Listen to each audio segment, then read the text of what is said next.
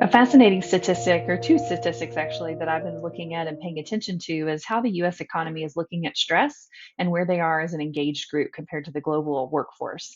And one of the things that's intriguing is that we as a population across the US, which is many of you that are I'm reaching with these different conversations and all of the client base that I have, that we are pretty significantly higher in daily stress and experiencing a lot of the day stress is kind of how the phrasing of the question is, feelings of stress throughout the day, that we're at 52% on a global perspective of 44%. And so that's an important thing to hold. We're up 2% as a country from this last time this survey was done.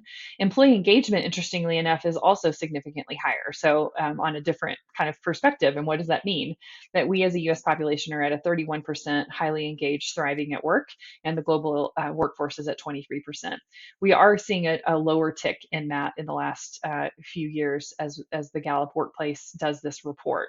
So one of the things I think is interesting is, well, what does that mean, and what do we think about? So I think that there's a great opportunity and hope here. I think that while the U.S. workforce is extremely stressed and at a very high rate across the globe, we're also positioned as more thriving and more engagement at work to be in a place where this is really key and critical for us to be able to leverage conversations, have some culture conversations and some steps forward in what we're doing to create an environment for engagement, motivation, and culture.